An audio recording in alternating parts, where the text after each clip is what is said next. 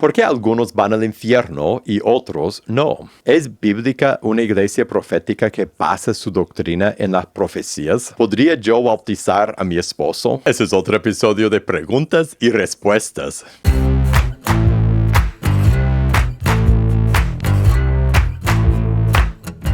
Hola, bienvenido a pazcondios.com. Mi nombre es Felipe y este es otro episodio de preguntas y respuestas. En pazcondios.com nuestra misión es capacitar a líderes para equipar a la iglesia, y en nuestra página pazcondios.com regalamos una gran variedad de recursos para los que somos líderes en la iglesia. Hay sermones y libros y estudios, seminarios y mucho más, y todo es completamente gratis, así que te invito a visitarnos en pazcondios.com.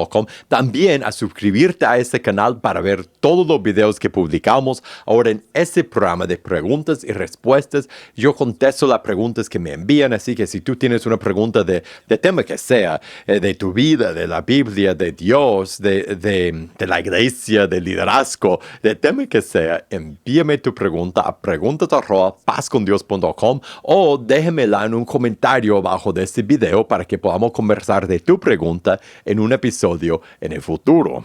¿Por qué algunos van al infierno y otros no? Me fascina esa pregunta porque esa pregunta nos lleva al corazón del Evangelio, de la historia de Dios y el mensaje de Cristo y la cruz. ¿Por qué algunos van al infierno y otros no? Ok, empezamos con la realidad de que todos merecemos el infierno. No algunos, todos. Porque todos han pecado, desobedecido a Dios y están lejos de la gloria de Dios. Eso es Romanos 3:23, Romanos 6:23. El pago del pecado es la muerte. Y cuando nosotros pecamos, cuando nosotros desobedecemos a Dios, a soberano, nuestro creador, el rey del universo, cuando nosotros desobedecemos a Él, cuando hacemos lo que Él ha dicho, no hagas o pienses o sientas o digas eso, o cuando no hacemos lo que Él nos manda a hacer, cuando desobedecemos a Dios, merecemos la muerte. La muerte, ¿por qué? Porque pecamos haciendo algo que para nosotros es grande. No, porque en sí nuestro pecado, si lo vemos como grande o pequeño, no importa, es desobediencia de Dios. Desobedecer a ser supremo del universo merece el castigo supremo. Este es el infierno, es la muerte eterna. Ahora, la pregunta es por qué algunos reciben infierno y otros reciben perdón, reciben los cielos, están con Dios por siempre. Porque hay dos, y cuál es la diferencia entre los dos, y que haya una diferencia, que hayan dos grupos, que todos van al infierno, todos van al cielo, no es cierto. Hay un grupo que va al infierno, hay un grupo que va al cielo. ¿Cuál es la diferencia entre ellos? Mira lo que dice en Apocalipsis, capítulo 20, en el verso 11. Es una visión de los últimos tiempos. Y mira lo que dice: vi un gran trono blanco, y al que estaba sentado en él, de delante del cual huyeron la tierra y el cielo. Ningún lugar se encontró para ellos. O sea que toda criatura va a aparecer delante de Dios. Y vi a los muertos grandes y pequeños de pie ante Dios, y los libros fueron abiertos, y otro libro fue abierto. Entonces, libros y otro libro, y el cual es el libro de la vida. Entonces, libros y un libro de la vida, y fueron juzgados los muertos por las cosas que estaban escritas en los libros según sus obras. Todos los libros que sacan son las obras nuestras, son las cosas que nosotros hemos hecho. Y somos juzgados por eso, y por eso todos merecemos la muerte, porque Romanos 3:23, todos pecamos y estamos lejos de la presencia de Dios. Aparte de Jesús, no abrirán esos libros y encontrarán ningún pecado. Todos estaremos en esos libros, y desafortunadamente estaremos en esos libros como personas que se han rebelado contra Dios. El mar entregó los muertos que había en él, y la muerte y el Hades entregaron sus muertos que había en ellos, y fueron juzgados cada uno según sus obras. Otra vez, juzgados según sus obras. Y nadie es justo delante de Dios. El Romano 3 describe como todo lo que tenemos conciencia, todo lo que podemos pecar, lo que podemos pecar conscientemente, estamos lejos de Dios, nos hemos rebelado contra Dios. Y la muerte, verso 14, y el Hades fueron lanzados al lago de fuego. Entonces, su justicia, esa es la muerte segunda. Y el que no se halló inscrito en el libro de la vida fue lanzado al lago del fuego. Entonces, va a revisar esos libros, hallar nuestras obras, encontrar que somos culpables delante de Dios. Todos seremos culpables. Después va a buscar nuestro nombre en el libro de la vida, en el libro de la vida. Y si estamos en el libro de la vida es porque somos hijos de Dios, es porque nos hemos entregado a Jesús. Somos la persona que que Jesús compró en la cruz con su sangre y estamos cubiertos por Él. Y si nos encuentran en este libro, seremos perdonados, pero si no, seremos juzgados y condenados por nuestras obras. El capítulo 21 describe cómo será ese juicio y el tiempo después del juicio, el castigo para algunos, paraíso para otros. ¿Qué nos separa entonces? Busca Romanos capítulo 5, ahí describe la paz y el perdón con Dios, la paz con Dios, el perdón de Dios que Jesús nos da por lo que hizo en la cruz. Cuando entramos en Cristo, cuando entramos en el Señor y nos rendimos a Jesús y lo aceptamos como somos en nuestro Señor y Salvador por arrepentirnos y bautizarnos, entramos en Cristo, recibimos perdón de nuestros pecados, su perfección sobre nuestra maldad en vez de nuestra maldad. Romanos capítulo 6 habla del momento cuando eso ocurre, cuando nos entregamos a Jesús y cuando nos bautizamos. Hechos capítulo 2, 38 cuenta de cómo uno toma esta decisión de entregarse a Cristo. En Hechos 2, 38 dice, arrepiéntense, bautícense cada uno para el perdón de los pecados y recibirán el don del Espíritu Santo. Nosotros entramos en una relación con Dios, en paz con Dios, de forma que nuestro nombre será hallado en ese libro de la vida cuando nos entregamos a Jesús por arrepentirnos y bautizarnos y recibimos su perdón por nuestras obras de desobediencia. Entonces, las personas que van al infierno son todo lo que han rebelado contra Dios, todas las personas que han conscientemente rebelado contra Dios, que es todas las personas que somos mayores, o pecamos con conciencia, excepto las personas que están en Cristo, que se encuentran en el libro de la vida. Entonces, si eres cristiano, si te has entregado a Jesús por arrepentirte, bautizarte, debes sentir mucha confianza y mucha gratitud y vivir una vida entregada a tu Señor y Salvador porque te ha salvado. Y si no eres cristiano, si nunca te has arrepentido y bautizado, no demores. Toma esa decisión, entrégate a Jesús para que puedas entrar en la vida. ¿Qué opinión tienes sobre una iglesia profética donde basa su doctrina en la palabra de Dios? Entre paréntesis dice profecías. Y yo creo que para empezar personalmente, conectar la identidad de una comunidad de fe, de una iglesia, a uno de los dones del Espíritu es peligroso porque nos fácilmente nos podría llevar a estar imbalanceados hacia ese don, enfocados más en ese don quizás que los demás dones del Espíritu, enfocados en ese don hasta más que en el Evangelio. El Evangelio, Jesús, la cruz, el Evangelio, Cristo y el Evangelio debe ser el centro de la iglesia. Entonces, en cuanto a nombre, yo veo una señal de peligro ahí. Y también, cuando tú dices que basa su enseñanza sobre la palabra de Dios o profecías, y si estás hablando de la palabra de Dios escrita en la Biblia, en el canon de la Biblia, entonces perfecto.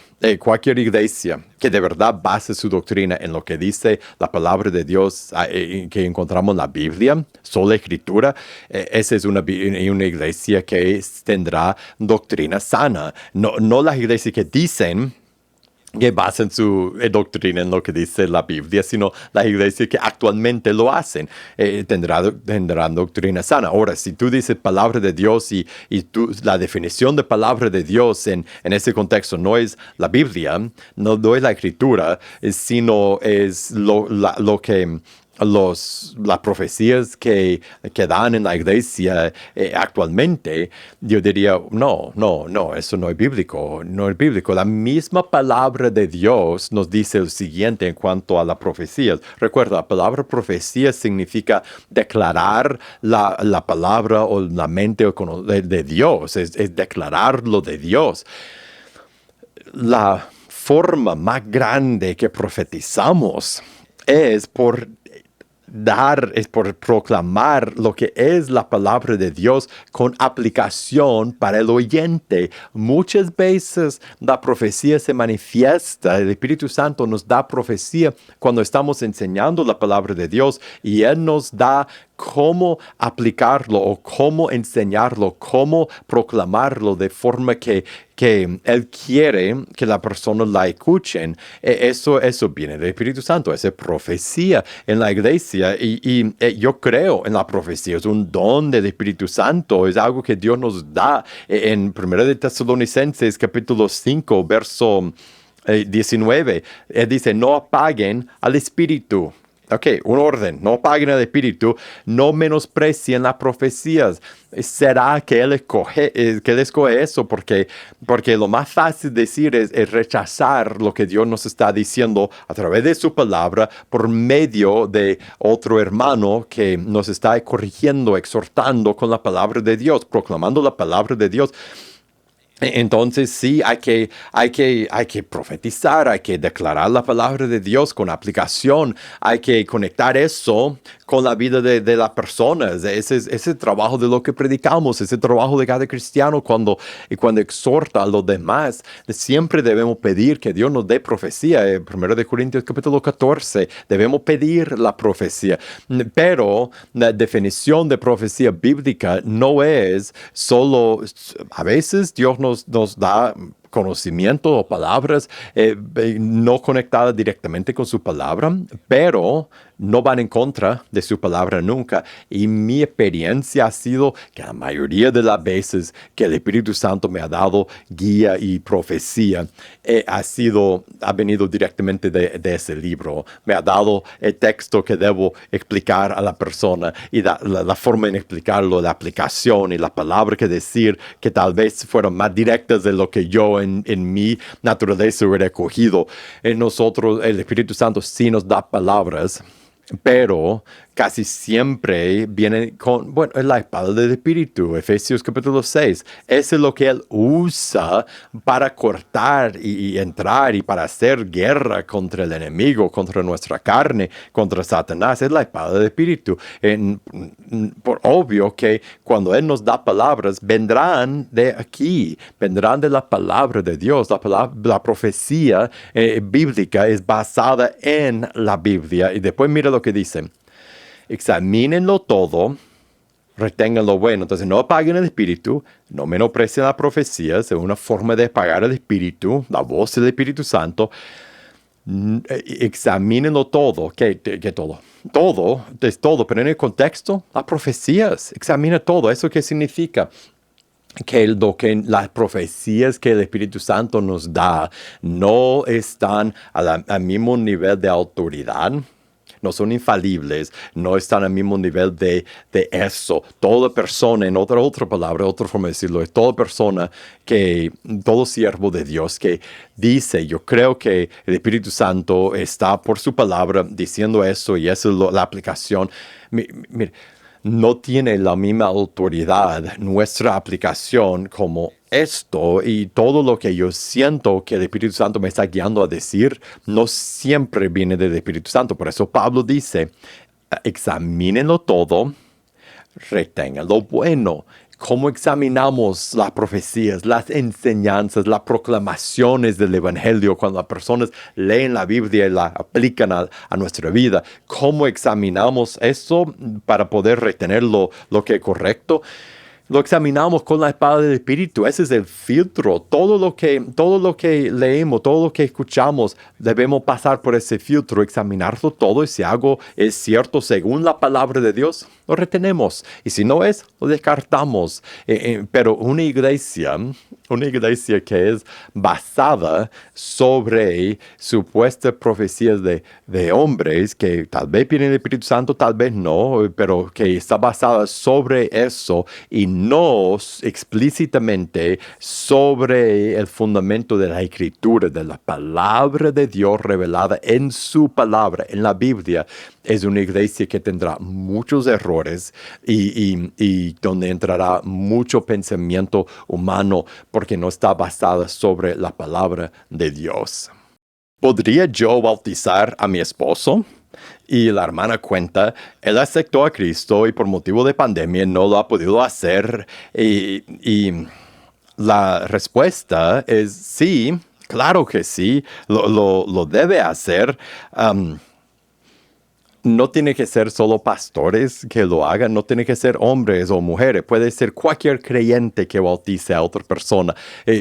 Puede ver eso en una base bíblica para eso en la Gran Comisión, en Mateo 28, 18 a 20, cuando Jesús llama a sus seguidores, sus discípulos, y dice: toda potestad me es dada en el cielo y la tierra. Por tanto, vayan y hagan discípulos a todas las naciones, bautizándolos en el nombre del Padre, del Hijo y del Espíritu Santo.